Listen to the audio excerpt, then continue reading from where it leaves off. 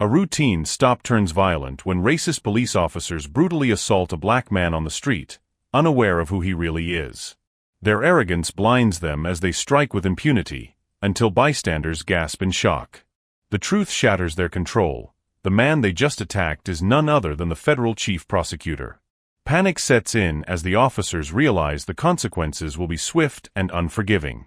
Don't miss the full story. Subscribe and like the channel to stay updated on the fight for justice. The night air was thick with humidity, the streets still alive with the last remnants of rush hour. At an unassuming intersection in the heart of the city, a traffic stop was escalating far beyond what it should have. The flashing red and blue lights reflected off the windshield of a black luxury sedan, parked awkwardly at the side of the road. Inside, Malcolm Hayes sat gripping the steering wheel, his jaw clenched. His mind raced through the list of reasons why this was happening, though he already knew the answer. Two officers stood outside his car. One tapped aggressively on the window, motioning for him to roll it down. The other lingered near the trunk, hand resting casually on his holster. There had been no violation, no real reason for the stop, just the same old routine of being a black man in the wrong place at the wrong time. Malcolm knew better than to protest immediately, but every fiber of his being tensed at the familiar script about to play out. Across town, in a dimly lit bar, Officer Daniel Grayson nursed a drink while scrolling through his phone. A text notification from his partner, Officer Luke Marshall, flashed across the screen. One word: interesting. It was code for something worth checking out. Grayson had known Marshall long enough to understand what he meant. Another black man. Another power trip disguised as routine police work. He threw some cash on the counter and made his way to the cruiser parked outside. Back at the scene, Marshall's voice had taken on that condescending tone, the one he used to bait compliance. Malcolm complied, answering each demand with forced patience, keeping his voice even. He had spent a career in courtrooms dismantling men like Marshall, officers who wore authority like a weapon, who treated the law as a shield for their own prejudices. But tonight, Malcolm wasn't in a courtroom. He was alone, outnumbered, and quickly running out of options. When Grayson arrived, the situation had already shifted. Malcolm was out of the car, hands resting on the roof, his stance rigid. Marshall had begun a search, not for weapons or contraband, but for something, anything, to justify what was happening.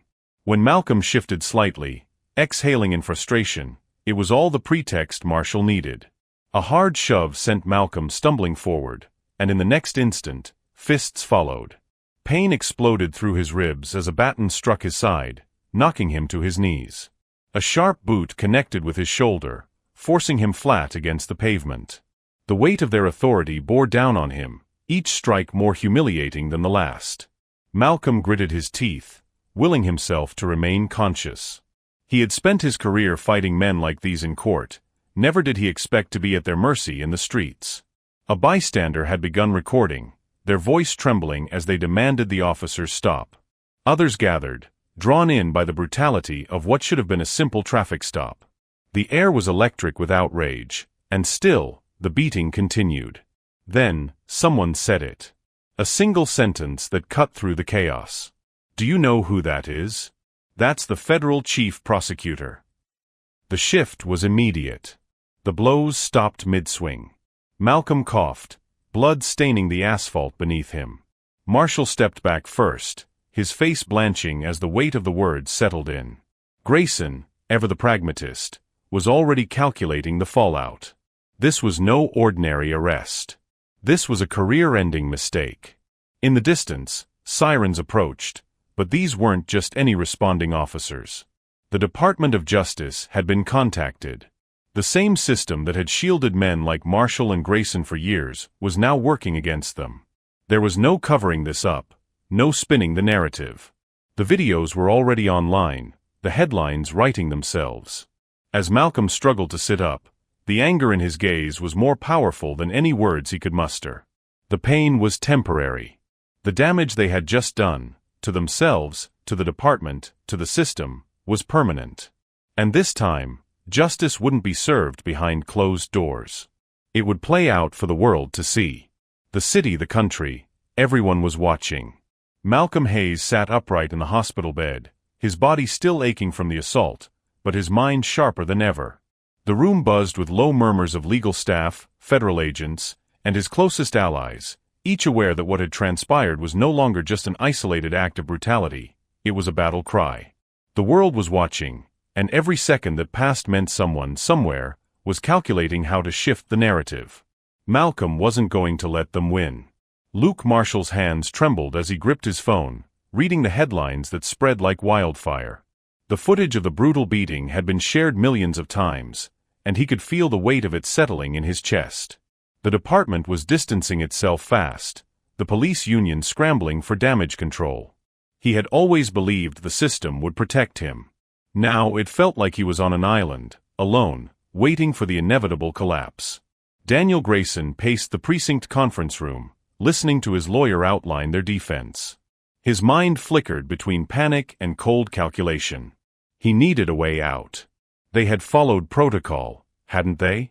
Except now, protocol wasn't enough. The department had already begun internal investigations, and his badge felt heavier on his chest than ever before. He needed a scapegoat, someone to take the fall before his own name became the headline. At City Hall, Mayor Judith Reynolds stood with her arms crossed, watching the press coverage unfold in real time. The calls from Washington had already begun, asking how this had been allowed to happen under her administration.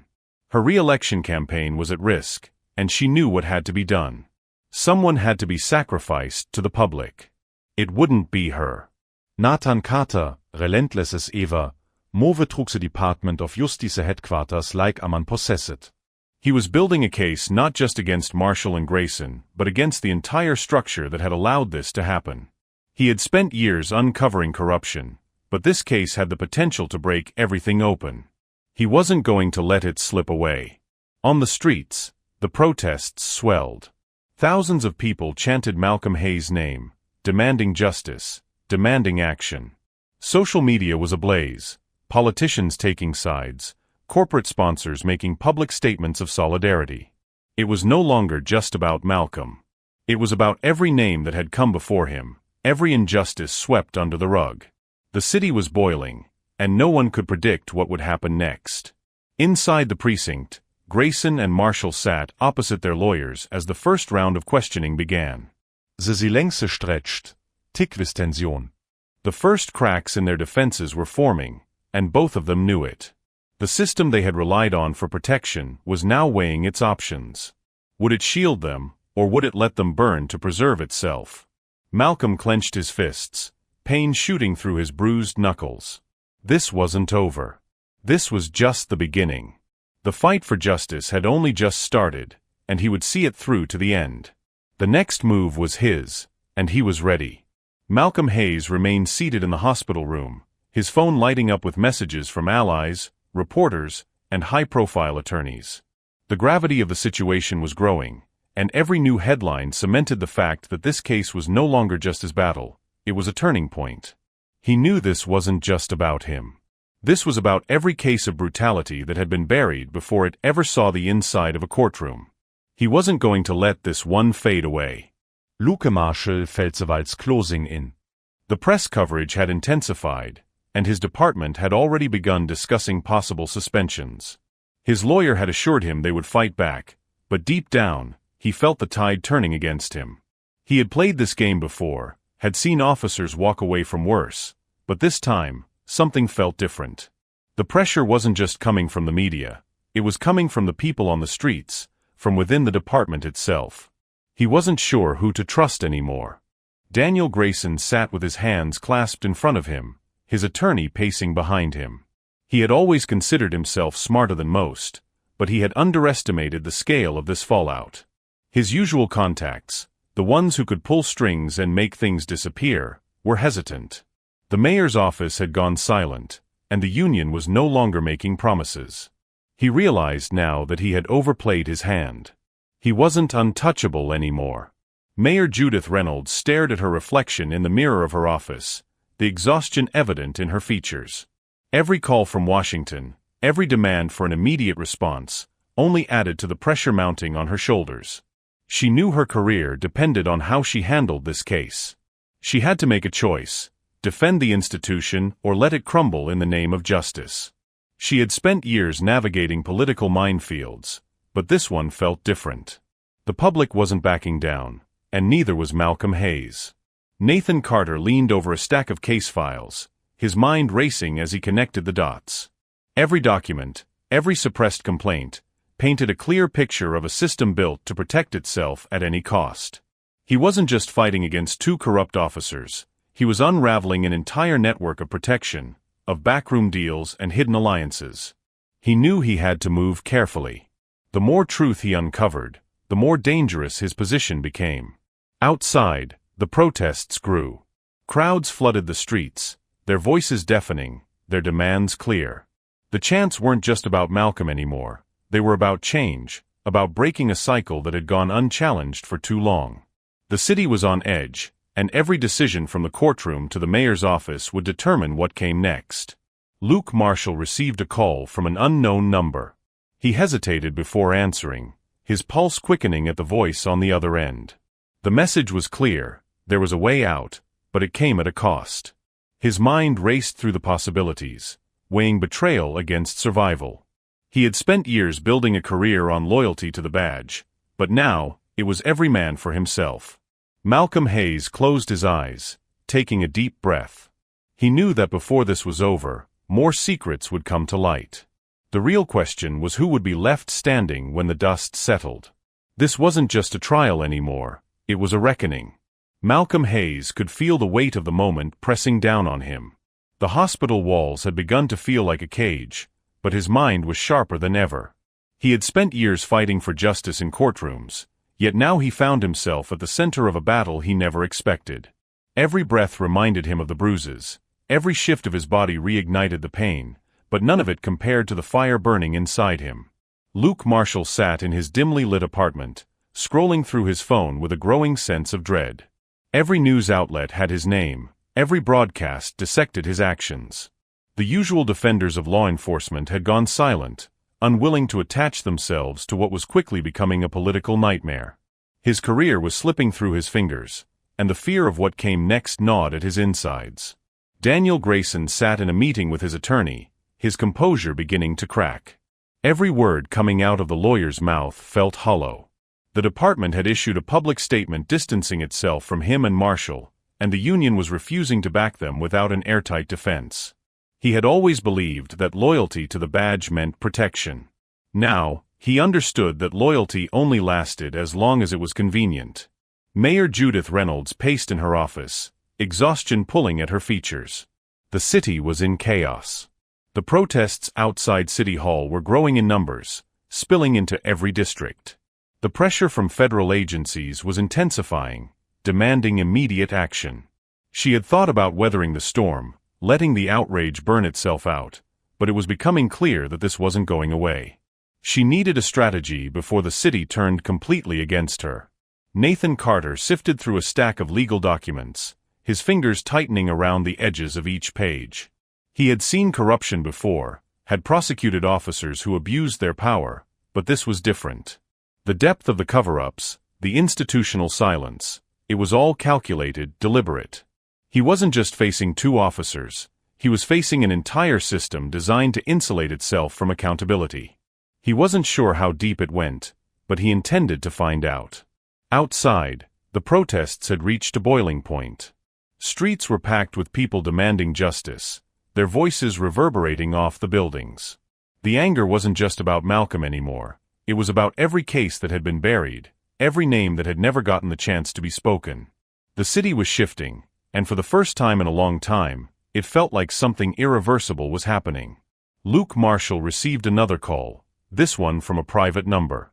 He hesitated before answering, his pulse spiking as a low voice on the other end told him exactly what he had feared.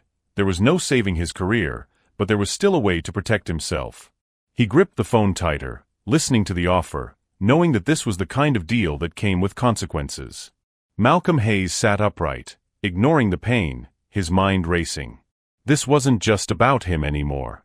It was about making sure this never happened again. He knew the system, knew its weaknesses, and now he had an opportunity to expose them. He wasn't going to let this moment slip away. This wasn't just survival. This was war.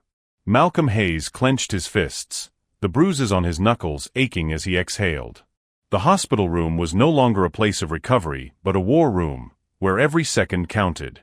He had spent years prosecuting men like Luke Marshall and Daniel Grayson, men who wore their badges as shields while wielding their power like weapons.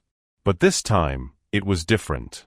This time, he wasn't just in the courtroom, he was the case itself. Luke Marshall sat in silence, his lawyer speaking in hushed but urgent tones. He wasn't listening. The walls were closing in, the weight of what had happened pressing against his chest. Every exit that had once been open to him was vanishing. The department had distanced itself completely. The union's promises were beginning to sound more like bargaining chips than guarantees. He had always believed he could walk away from anything. Now, he wasn't so sure. Daniel Grayson paced his cell, fury coursing through his veins. He had been a step ahead his entire career, navigating every investigation, every lawsuit, every internal review without ever facing real consequences. But this time, there were no favors being called in, no doors quietly opening for him. The world outside had turned against him, and for the first time, he was beginning to understand what it meant to be truly powerless. Mayor Judith Reynolds sat behind her desk, exhaustion seeping into her bones. The protests outside her office were growing, and the calls from Washington were becoming impossible to ignore. The city was shifting under her feet, and the political cost of inaction was now greater than the cost of sacrifice. She had to decide: protect the institution or let it burn in the name of justice.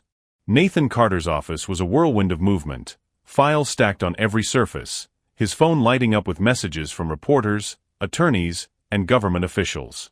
He had spent years untangling cases of corruption, but this one felt different. This wasn't just about two officers. This was about the foundation of a system that had survived on silence and complicity. He had the evidence, the momentum, and the public's attention. Now, he had to make sure it all led to something real. The streets were alive with voices, thousands marching, demanding accountability. The movement had taken on a life of its own, no longer just about Malcolm but about every name that had been buried before his. The city felt on the edge of something irreversible, a moment that could either crumble under pressure or ignite true change. Luke Marshall's phone buzzed, the private number flashing across the screen. He hesitated, then answered.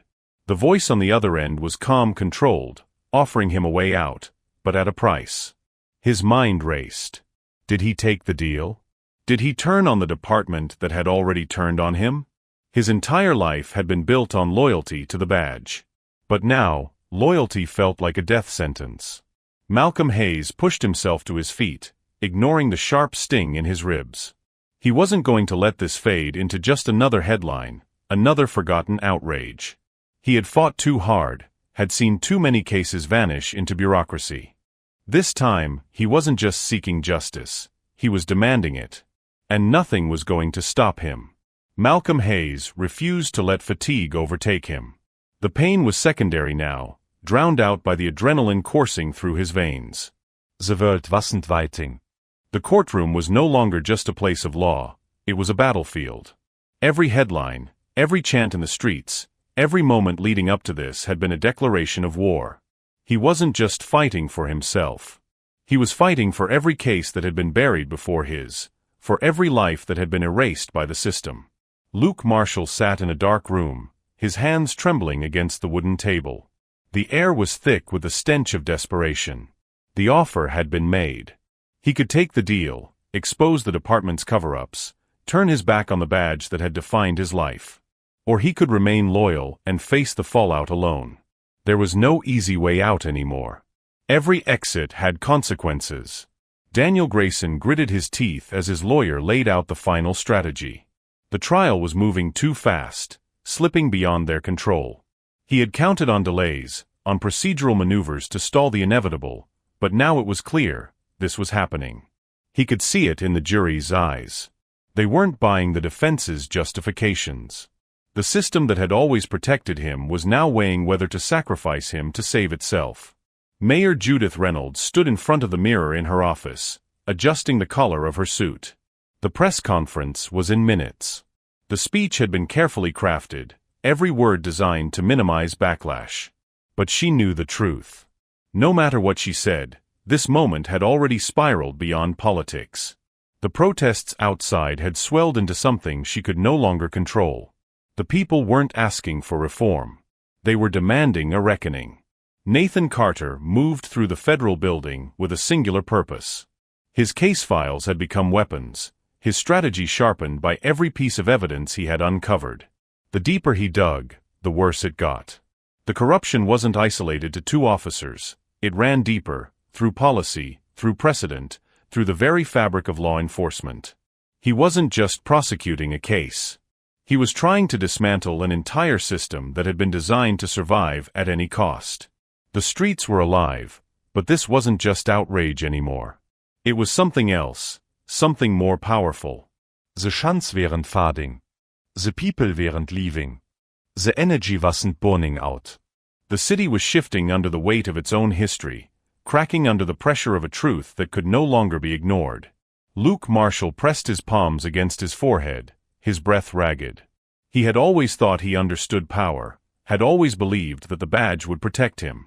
But now, staring down the decision that could either destroy him or save him, he realized he had never really understood anything at all. Malcolm Hayes steadied himself, forcing away the ache in his ribs. This wasn't just about him anymore. It never had been. This was about what came next. And whatever happened, he wasn't backing down. Malcolm Hayes steadied himself, gripping the edge of the table as the courtroom buzzed with anticipation. The trial had taken on a life of its own, expanding beyond the walls of the courthouse and into the streets, the newsrooms, the homes of millions watching. This wasn't just about him anymore. This was about what the system would allow, what it would excuse, and whether accountability was possible when power had been so carefully protected for generations. Luke Marshall sat in the holding cell beneath the courthouse, his fingers twitching against his knee.